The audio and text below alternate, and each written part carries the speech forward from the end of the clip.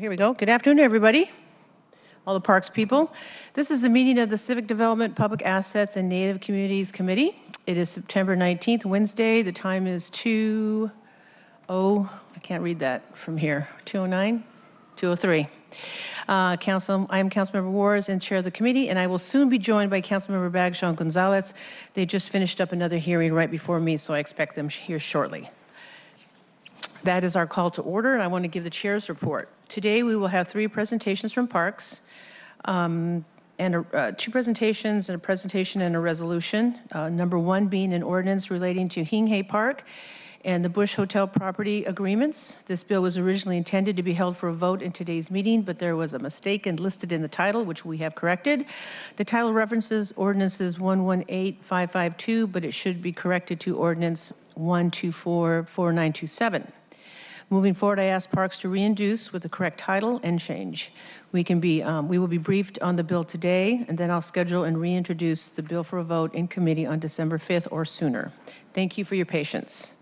The second item is a briefing and discussion on a resolution regarding the Recreation and Conservation Office grant application, which is, I understand, a state agency or state grant. That is a resolution. We intended to have a vote in today's meeting, but there was a technical error behind the scenes of this process. Our city bylaws will allow for introduction and vote of a resolution at our next city council meeting coming this Monday, September 24th. So the timeline should not be affected. If you have any questions regarding the process, please contact my staff, Nagin, who is here today, who staffs me at committee. The final presentation will be on Yesler Terrace Park. Yay. It's done. I'm excited about that. And with that, we will move into public comment. I understand, Nagin, how many people do we have signed up for public comment? Okay.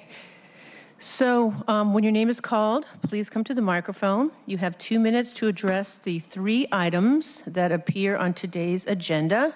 As chair, I remind everyone that the expectations for positive and respectful discourse in the chambers are held to the same standards for council members, presenters, and the public. City Hall is a safe place where we encourage public comment, discourse, respect, and dignity to those providing public comment, the audience, and the public servants who work in the city of Seattle. There is a warning. If you cannot follow the chamber rules of public comment with common decency in addressing the agenda items, I will have you removed. I will have you deemed as disruptive and removed. This is pursuant to the general rules and procedures of our Seattle City Council Charter, Section 11, Public Participation and Access. As a City Council member and as the chair of this committee, I have a duty to preserve the order and the decorum of council chambers and committee meetings pursuant to the city charter. And with that, Nagin, can you call the 2 names? First presenter is Alex Zimmerman, and then next, Maiko Winkler-Chin.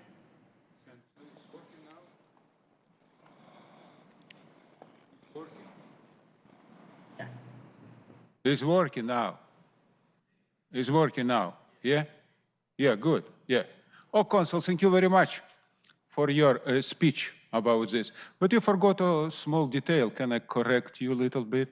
No, you speak to the 3 items on the agenda. If you do not, shut it down. You are now disruptive. Shut him down. We're done.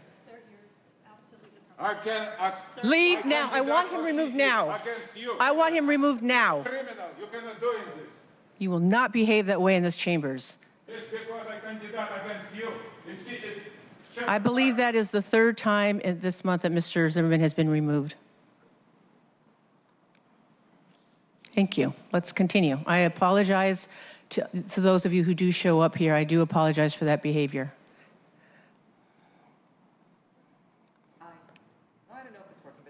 No, I think it is. Oh, great. Can we hear you? You guys hear it? Yeah. I'm just loud anyway, so it's okay. I'm Maiko Winkler-Chin. I'm Executive Director. Oh, yeah, it's on.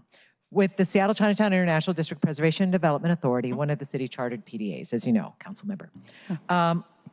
Myself and Michael Murray are here to support the property agreements between the SCID PDA and the Parks Department around the Bush Hotel and Hing Park.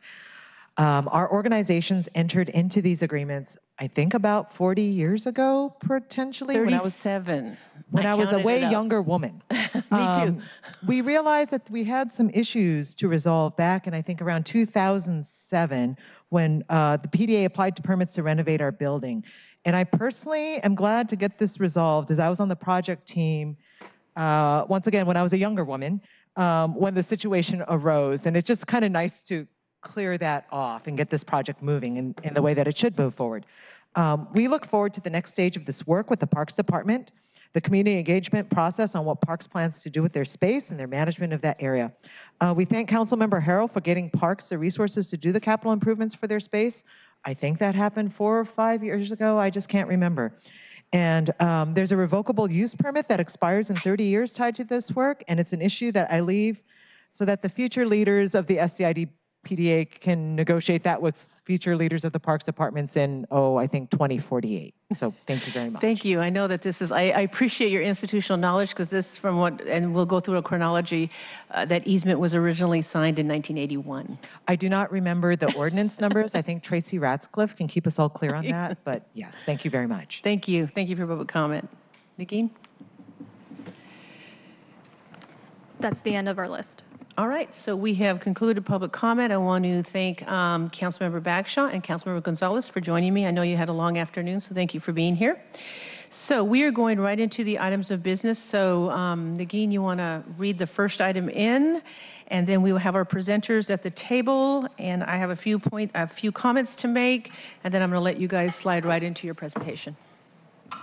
Everybody Item seated? 1, Council Bill 119341, an ordinance relating to Hing Park and property agreements with the Seattle Chinatown International District Preservation and Development Authority and the City of Seattle, authorizing the Superintendent of Parks and Recreation to execute a settlement agreement and associated documents extinguishing an easement on city-owned real property and modifying a covenant encumbering SCID PDA-owned real property, amending Ordinance 118552, which adopted the 2016 budget, lifting a proviso, and authorizing use of certain city funds to design and construct a public restroom within the Bush Hotel building to serve users of Hing Park and other members of the public. And for point of information, Ordinance 118552 will be updated.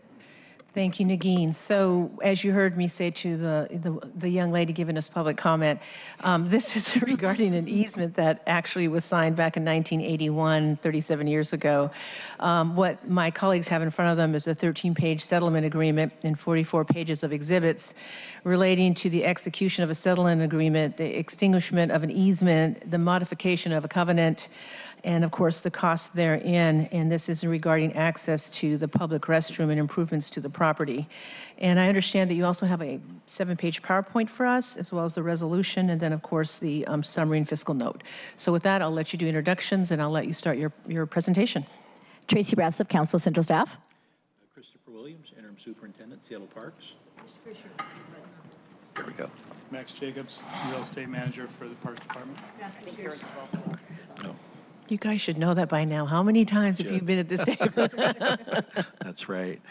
So maybe I'll kick us off here. I think as Mako mentioned, this is resolving a 40-year-old problem.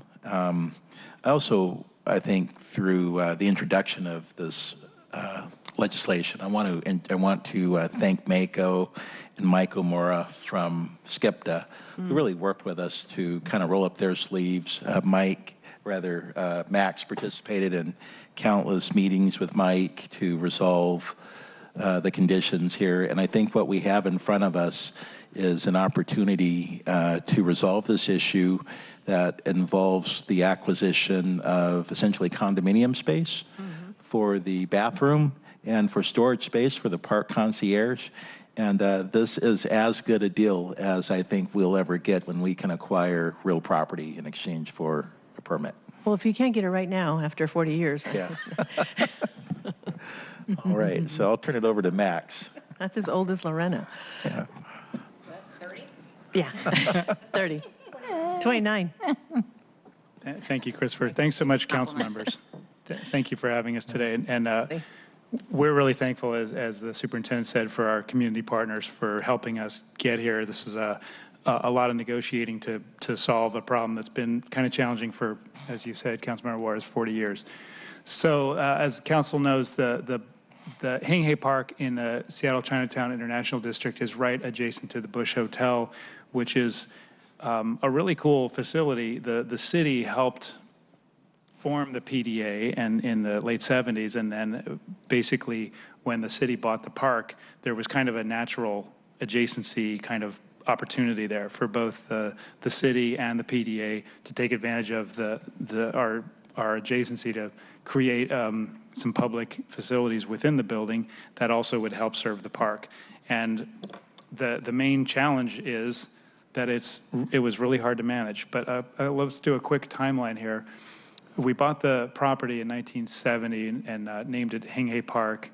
The PDA was formed shortly thereafter, and then in 77, the council and the city started doing some really hard work, putting together some financial packages to help the PDA acquire and renovate the Bush Hotel. It's a multifaceted facility. It's got affordable housing. It's got community space. It has some office space for community groups to work in, and as we've talked about, the fact that it was adjacent to the park created an opportunity to have a public comfort station within the building. So it was a great idea in principle. Part of that original arrangement was that the building was going to also expand slightly over the park with that overhang that is shown in the picture here, and create an entry point at that side of the building. That exchange was really the basis of the reciprocal easement, where the PDA had an easement over park real estate, and in exchange, the city had an easement within the building. That's frankly a really unusual arrangement, and it's not something we would probably do today. So one of the beauties of this proposed settlement is that it updates the arrangement to make it more consistent with what we would do today based on our property management policies. So as you said, Councilmember Juarez, in 1981, we entered into the reciprocal agreement, the easement, and then basically fast forward 40 years, the reality was it was just problematic to have a restroom deep inside a building where members of the public could go, and it was not managed. It was not probably not safe. And so we realized long ago we need to figure out a way to solve this. And so again, thank you very much to the PDA folks for coming to the table and figuring out what we can do. The council was very active in helping solve this problem by setting aside money to build a public comfort station within the building in the 2016 budget. And we sort of side by side with that, we started negotiating the settlement agreement you have before you today. This legislation updates, this is kind of a side-by-side of comparing what's the current situation as opposed to the proposed update. And I think I kind of already touched on most of it, but basically we're replacing a permanent easement with an ongoing permit, which is what our standard practice is today. We are creating a managed public restroom with a concierge office adjacent to it. That's a huge improvement because that gives you the ability to actually manage the space. It's also got a door directly to the park so that the public do not have to walk inside the hotel and wander around looking for the restroom. They just go right into the comfort station. And it's also got permanent storage inside the building to store furniture and other equipment that we use in the park to activate it. And that's been hugely successful. The restroom will be built to park standards, which of course is important, and that's part of safety and management. And I think I already mentioned the storage. So I think the good part is that we've been talking about for at least the last year is that it's public. And that Exactly. we have $300,000 now dedicated to, so it is a public space that the public can use, because that was the deal that y'all struck in 1981. Exactly, thank Okay. you. And also one of the key things we like to think of, this is going to be a managed restroom. So it's the concierge office next to it is a huge feature to make sure it's safe for the public. So the proposed settlement agreement, the key terms we'd just like to highlight is that it eliminates the permanent easement on park land, which is a good thing. It replaces it with an ongoing long-term permit, which is also a good thing, and that's consistent with our current standards. It establishes the location of the restroom. It creates a design and construction process and a public outreach process that's very collaborative, and it's also iterative, so that the PDA is going to take a phase of the construction and design project, and then the city's going to take the second phase. So that way, the owners of the building, the experts in their own building, are going to build out the kind of the shell, if you will, and then we're going to come in and insert the public restroom on top of that. It also creates ongoing operations and maintenance responsibilities, which was, again, something that was missing from the previous agreements in the late 70s and 80s. And it identifies future actions that I think we touched on, that we will ultimately, once these spaces are built and there can be legal descriptions for them, we will then turn them into condominium units that the city will own in fee. And that's a good thing for both agencies, because then we have a permanent facility.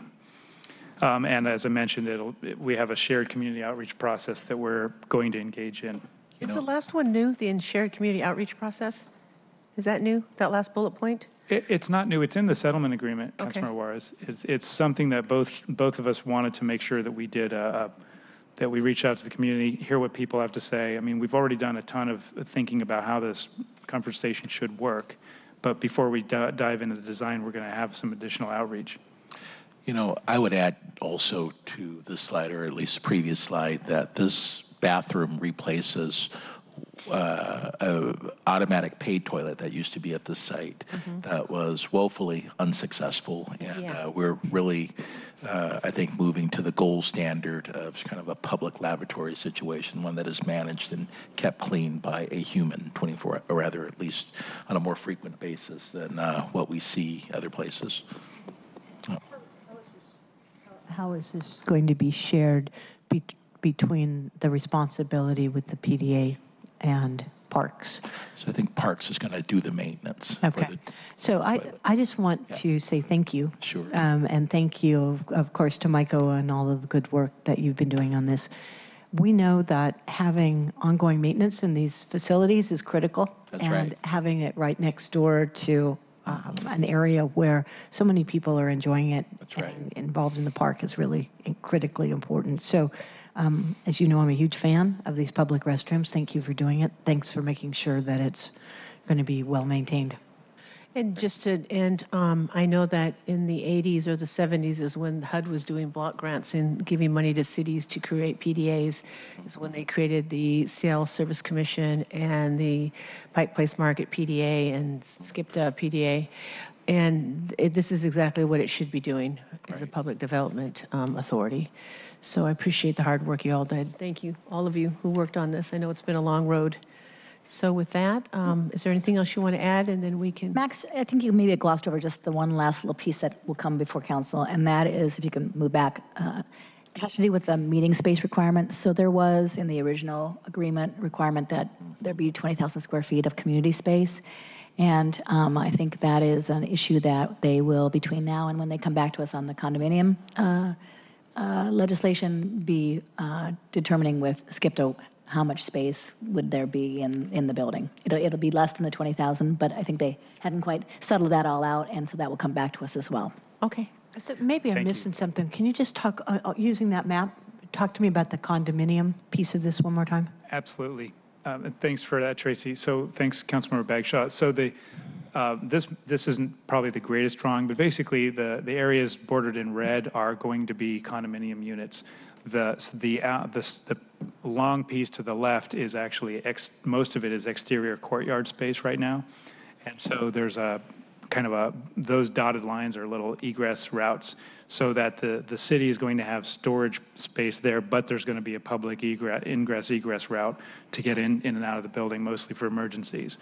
So there's also a small amount of interior storage space. I think there's 126 square feet of interior space and another 760 exterior. So we have like chairs and tables that we put into the park every day.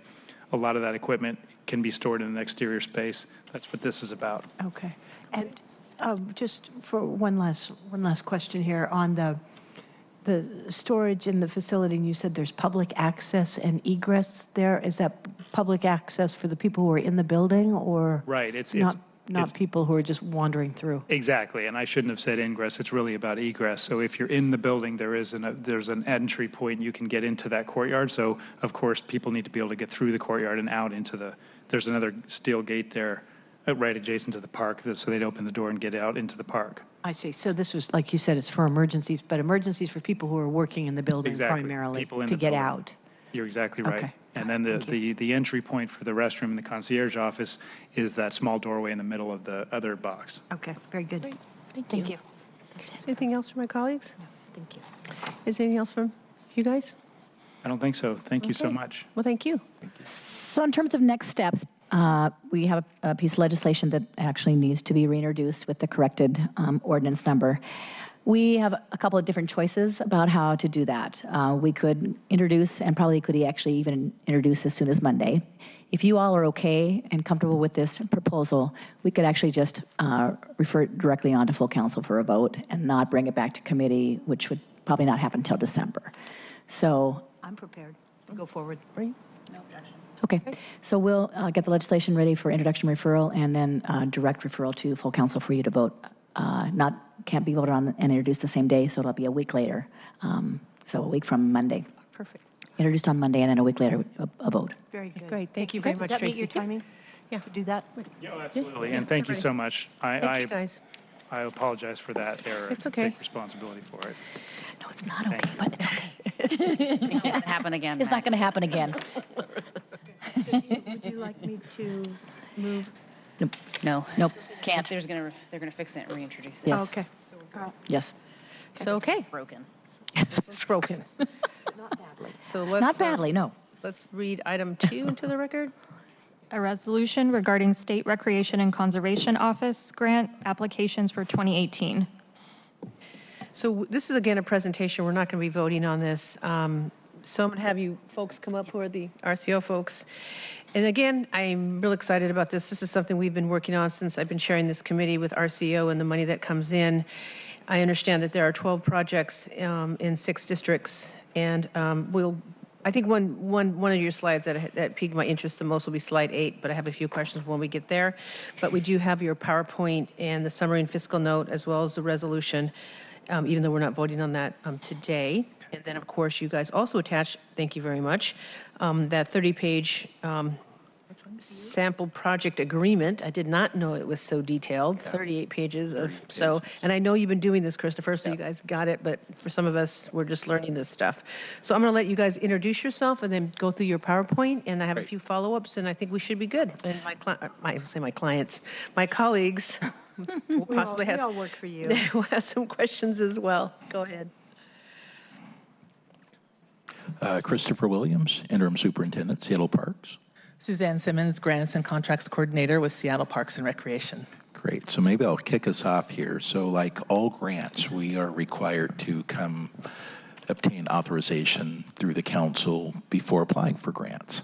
The RCO grant is our primary source of funding for park development projects, aquatic land projects, and a variety of other park and recreation projects.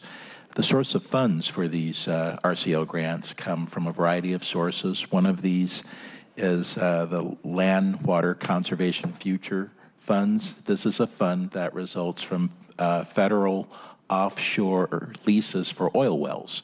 That money is redirected back to the states and administered by the state and allocated for public park and recreation purposes. There's also an aquatic lands grant that's is specifically directed at aquatic lands, riparian areas, lakes, and that sort of thing. And all of these get packaged under the RCO heading, and it's administered by the state and allocated to cities that way. So since about 1966, we've received roughly $34 million in RCO grants. Those grants have been directed at 119 projects across the city. And again, this is our primary source of outside funding as a match for park projects. So with that, I'll turn it over to Suzanne Simmons. Okay, thank you, Christopher.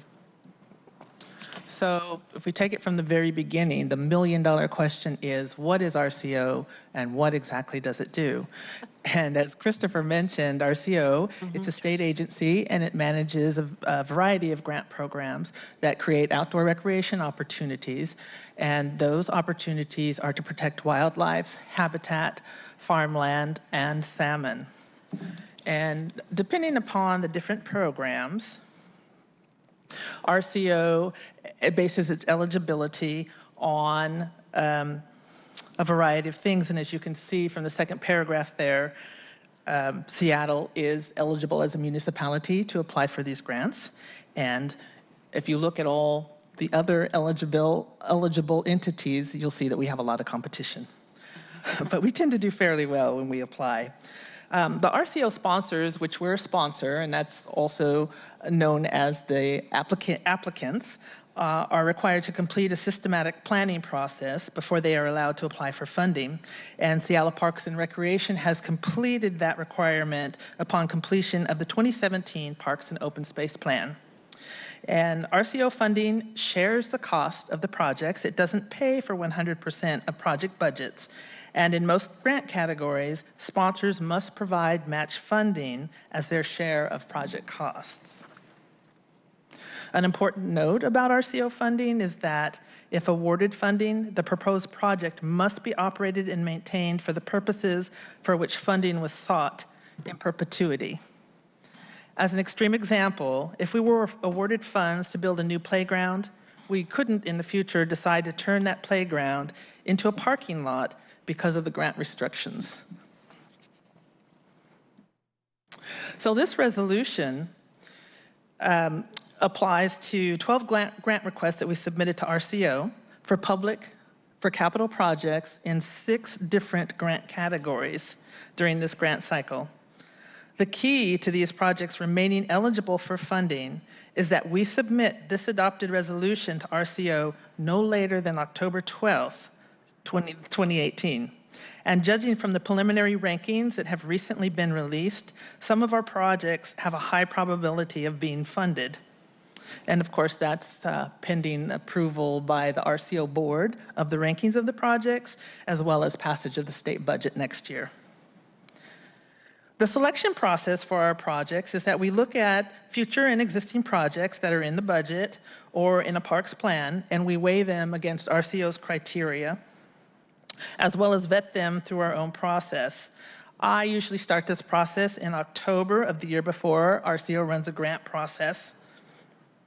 And I facilitate a meeting with representatives from all of our divisions except for human resources, and we discuss potential capital projects. This results in a long list of projects that eventually will be vetted down to a short list, which is approved by a steering committee.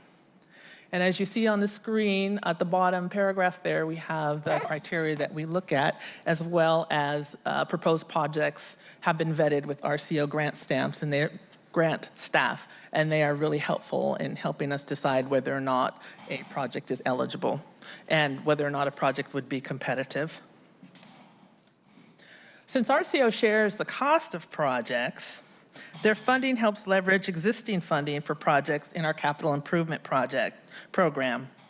Grants are awarded in a statewide, public, competitive process.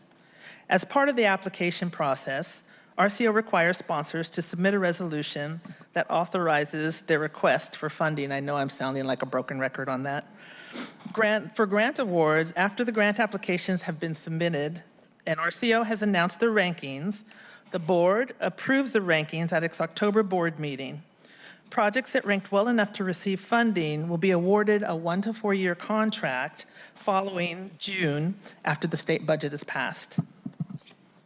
And as Christopher mentioned, the benefits of RCO funding, RCO has been and continues to be a valuable funding partner.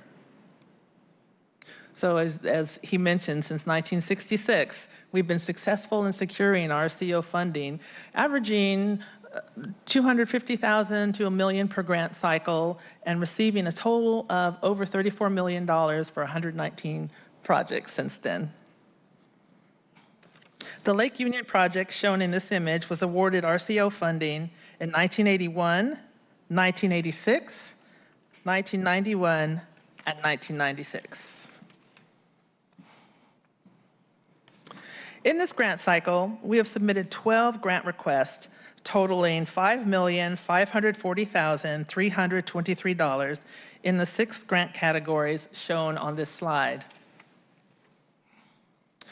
So the different grant categories include the Aquatic Lands Enhancement Account, which, as Christopher mentioned, is for aquatic lands to protect aquatic lands and salmon habitat.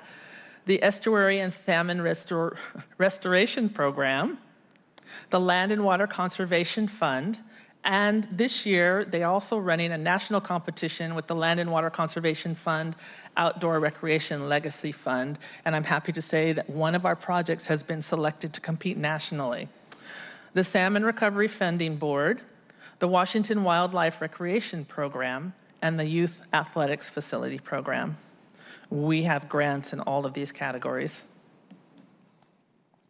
The projects include the Kubota Garden enhancements. We've got 2 projects in for Kubota Garden. The Lower Woodland Park Playfield, that's the Youth Athletic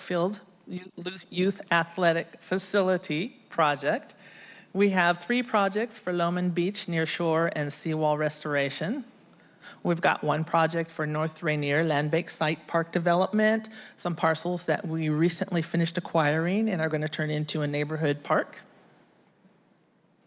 There's the South Park Playfield, Playground, and Spray Park. We have 3 applications for that one, and that is the project that was selected by RCO to compete nationally. They get to select 3 projects and to compete nationally, and this project was one of them. And then we have the Green Lake Small Craft Center improvements, where you see before and after pictures there. And we have 2 grant applications in for that project. Yes. Here's a summary of our grant projects and our grant request, our match funding, and the total. What are the dates on those? The dates on the Yeah, on these requests. On these 6 projects. on these 12 Or 12 projects in 6 neighborhoods, in 6 districts. in 6 districts. Yes. So the applications have been submitted. They were due July 1st. And we actually know the rankings of our projects, and the board is going to decide next month whether or not they approve. The RCO board is going to decide next month whether or not they approve the rankings. Okay, so the question that I had on this slide, just so I'm clear, when I was reading this summary in the fiscal note, and I was going through the projects, as you said, there are 12 projects in 6 Seattle districts. And then I was looking at the matching fund, and the matching funds, where that money comes from, besides private donors, state money, or it looks like some King County money, it also comes out of the Metropolitan Park District? Correct. That's so we use those funds? I didn't know that. So have we always done that, well, we just passed the parks thing, but. So one thing about Park District funds is they are considered fungible, so we don't actually make a distinction between colors of money with Park District funding, which is unique in the city. Well, you made them discrete when you put them in the resolution, though. So I think it was just more or less to identify that it was capital from Park District funding. Okay, good. Which is the match. Okay, that was for the match part. That was for the match part. Okay, so correct. I have to say this because you know I'm going to say this. So I think it's great that you have 12 projects in 6 Seattle districts, but we do not have any projects in D5, D4, D3. You know that was going to come up. Again, because we are using park money for the city, we're using the city's budget, and we're using the Metropolitan Park District money, in which all of us sitting at this table are on both committees. I just have a duty to point that out. So when we start looking at what the variables are, when you were listing the 4 bullet points and you're further back in the presentation, the things that you look at, that we really do evenly distribute or look at other areas that have maybe been overlooked, and maybe they weren't overlooked. Maybe I just don't know.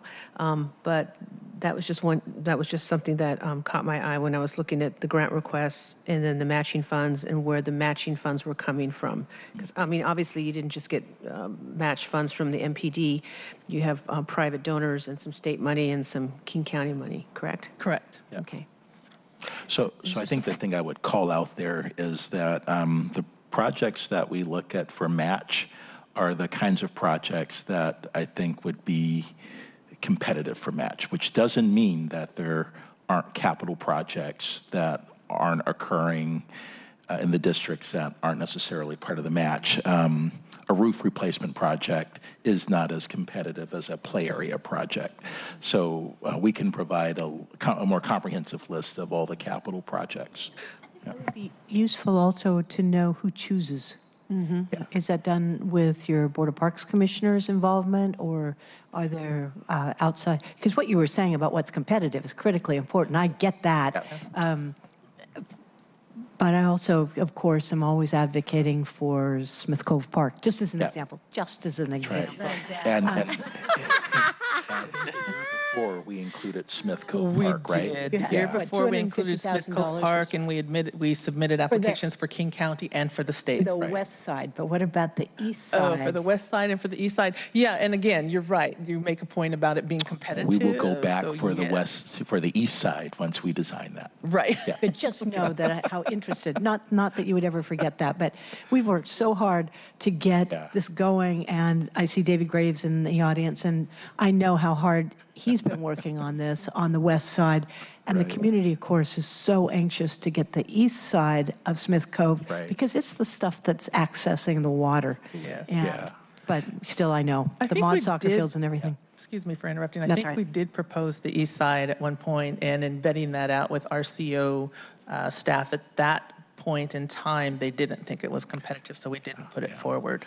But we did propose it, and we're happy to entertain it again. Well, if I could, let me just go back to, I appreciate that you have these 6 projects, and within the 6, you have the other projects, and one of them is like the 6th one, the South Park Playfield Turf Conversion and Lights in West Seattle. Community members have been meeting with me on that since I started this job, which is really needed. So having 3 projects in that district for West Seattle for the turf, so, the kids can play soccer and all that, that's a big issue, and I understand that. It just going back to what Councilmember Bagshaw, I just didn't understand some of the, how you came to the conclusion on some of the other ones. Like Lowman Beach nearshore restoration, that's never come in front of me in this committee, so I didn't even know where it was. I knew about North Rainier Land Bank because we've dealt with that in this committee. Caputo Garden I knew about in what district and what that was about. Lower Woodland Park I understood. And of course Green Lake, that was in the 6-year plan, and that should, that community boathouse and some of the issues there. I mean, that in Lake City Way Community Center, they recommended that they be demolished. So I can get, some of it, but it would have, I'm just getting to the point of if we're going to be using Metropolitan Park dollars, that we have some sense of more variables and then who makes those decisions. But and I'm not trying to be the Monday morning quarterback here, but I did see that, so that's what I just wanted to highlight. So it would be good then if we could get a list of the projects that have been funded and what district they reside in. I actually have the historical list of projects and what has been funded for That's the perfect. past. Oh, you do? Oh, that's great. I do have that. I kind of don't want to show you, though. I knew that. I have a memory from last year when we were giving Jesus the authority to sign, to apply for these. And I think I brought it up last year. I'm just going to roll the tape on that one. You doubt it? Yeah. So Undoubtedly. Can we just keep that in mind? Yeah. Yes. Okay. I appreciate that. Thank you very much. I'll leave it at that. Thank you. For now. Until next year. Yes, because we will be back. Yes. Okay. And that's the end. Good job. Thank you. So with this legislation, we also can't take a vote because it's not been introduced. This one actually could be introduced and voted on Monday. And so if you all are okay with the resolution, then we can actually have it prepared to be introduced and then voted on Monday. And we can work with the clerk's office to prepare that. So is there a timeline on this? Would that be helpful if we did? I think so. I'm sorry. We did it on Monday. On Monday. That would be helpful? perfect. good. Yes. Okay. Yes. Because they got a deadline, October. October 12th is the deadline where the adopted resolution needs to be in RCO's hands. Okay, well, we'll tee those last two up to vote on Monday. I'll walk them on. Right, Okay. Tracy? You'll vote on one, you won't vote on the other. We'll vote on one, but not on the That's other. right. Thank you. The ordinance, you can't vote it. What Tracy says, that's what I will do. All right, thank you again very much. Lovely. The no D5 T-shirt for you guys. They're not even listening to me. No. All right.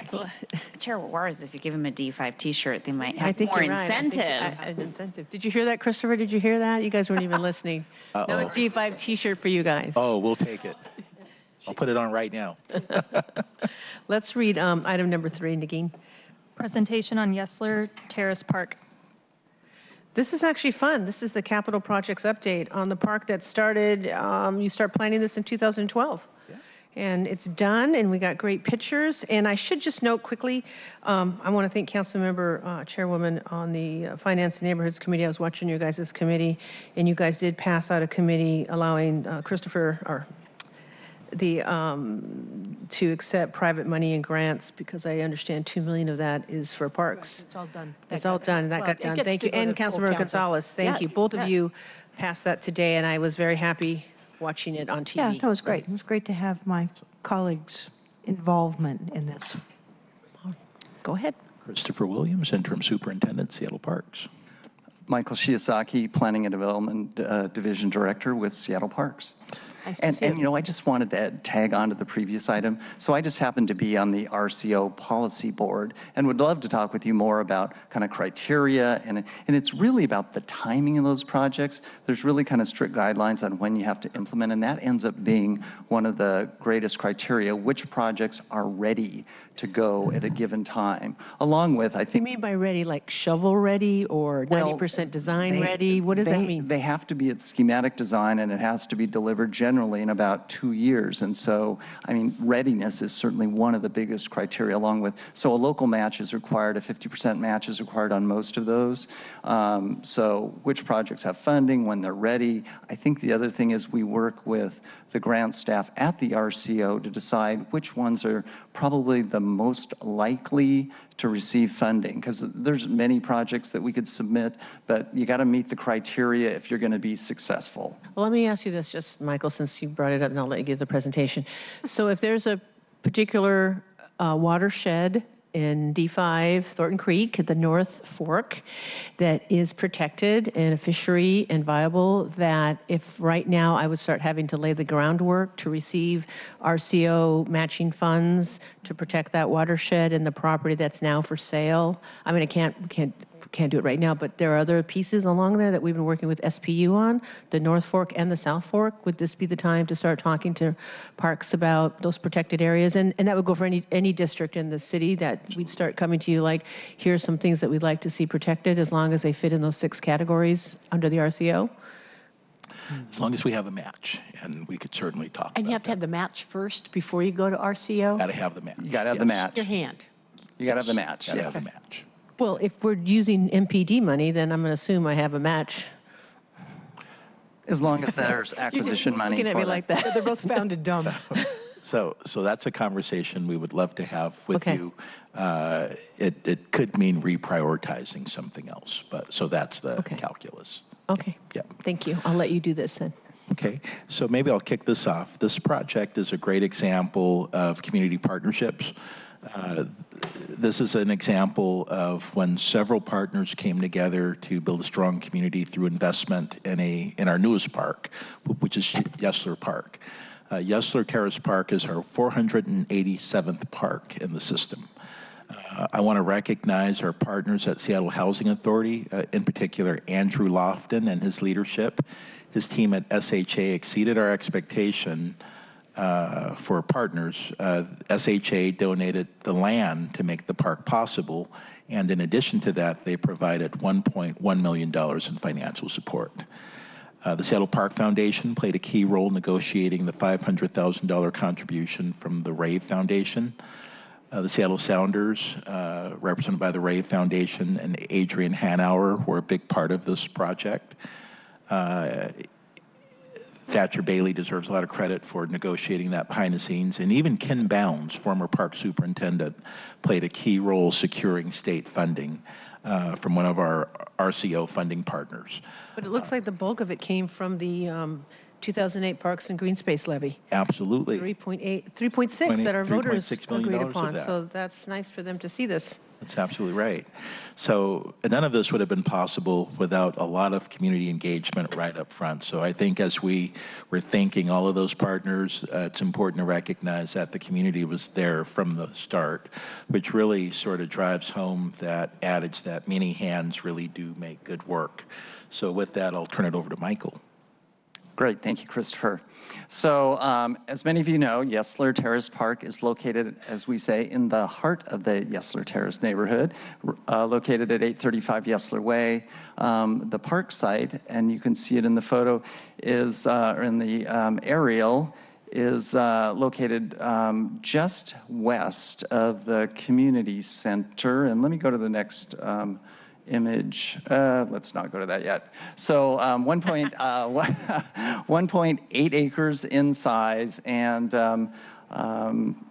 really the heart of this neighborhood that's developing around it. So as Christopher mentioned, there were a whole slew of funding partners. As you said, the Parks and Green Spaces Levy was the majority of the funding. There's a couple of previous ordinances that were approved by you. First, the development agreement between the city and SHA, the Seattle Housing Authority, and then a council ordinance related to the transfer of the land from SHA to Seattle Parks and Recreation. Christopher talked about the other funding sources, and I'll move on to the park plan. So in the image, you see the community center is at the upper right, existing community center. Some of the key features of this park are the plaza that's located directly west or to the left of the community center. So it's a plaza that in the summertime functions as a spray park, and this time of year it's certainly one of the most popular features there.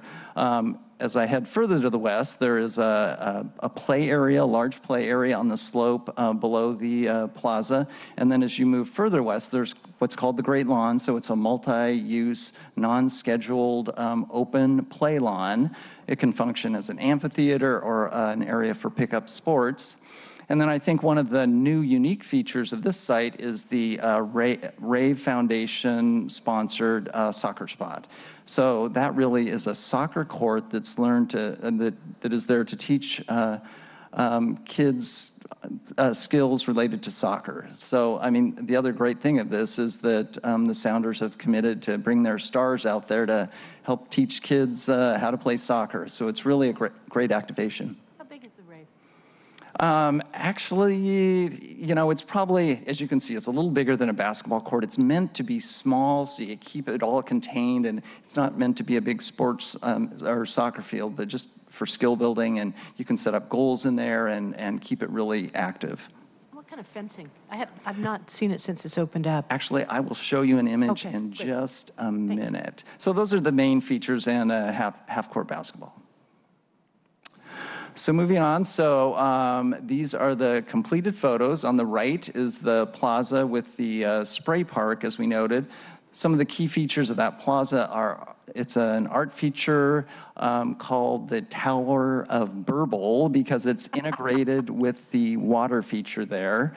Christine Bordet is the artist. On your left is the new play area, really a great big play area, and that's kind of artificial turf as the resilient surfacing below those play elements.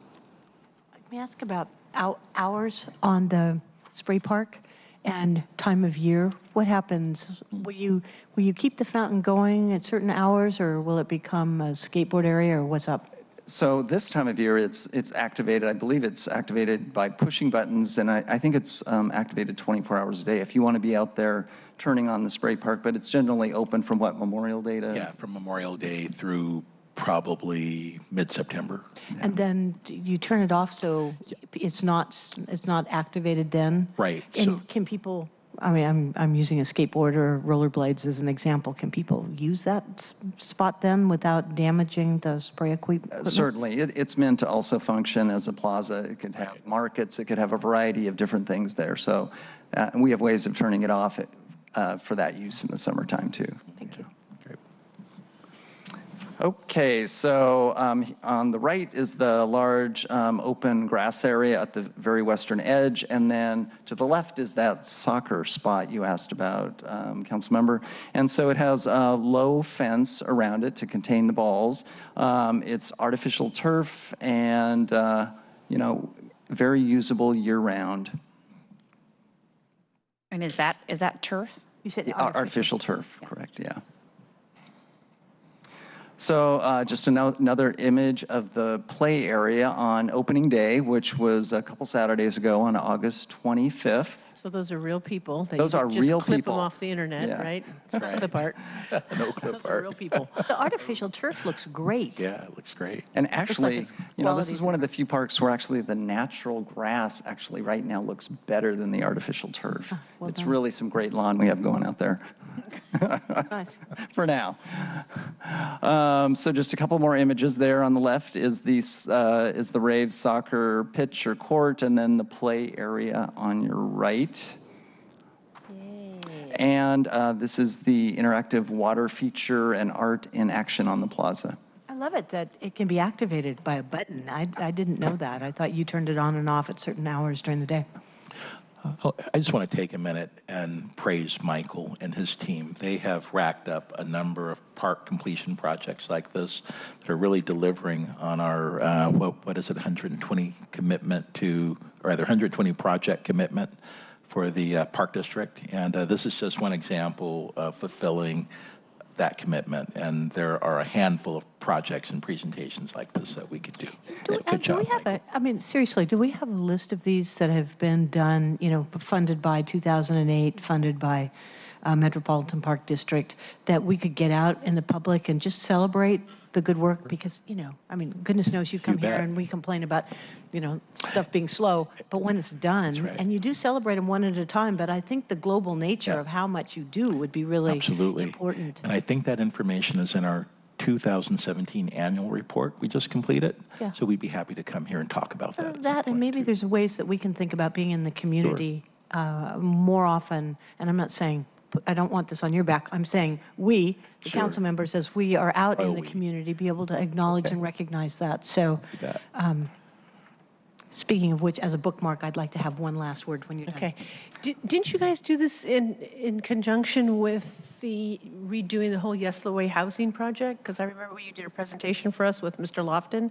And I would credit the Seattle Housing Authority Yeah, for that Andrew part was of it. great. Yeah, we're not here to take any credit for their wonderful work on the housing there. But it does show what I think Councilmember Juarez is pointing out is that we are working with other agencies in a way Certainly. that's leveraging what's going on, and this was Right. a really good example. Yeah. And, you know, I would be totally remiss if I didn't mention the two real key staff people on this project. Pam Clement was the project planner who really was involved with SHA on much of the public involvement early on in the project. And Toby Ressler was the project manager who delivered this project on time, so. Great. On time and on budget. Great. Well done. Oh, anything else? I wrap up? Yeah, I just have one. If you're done with this, I just I'm want to done. have one I thank want to you. see if they have so, something else. I know I've mentioned this a number of times over the summer, but the thanks to City Hall Park continues. Sure. And just earlier this week, thanks to your parks and thanks to Carolyn Whalen and Tony Wright from King County and Angela Steele and Heather Marks from SDOT, we have festival lighting in that little alley. That's just one block. Yeah. But I got to tell you, it is changing the feel. So people feel safer that they can actually walk from 4th Avenue to 3rd Avenue. Right. So because you guys have done such good work and people are saying, oh, okay, well, the city's in, we'll come in. Right. Now the idea of that little Prefontaine whole triangle, not just the fountain, but all the way down to 2nd Avenue, Sound Transit has said yes, that they'll take over the tunnel exit early and help us with cleaning that up, maybe removing the plexiglass, doing something that's all yellowed and kind of icky.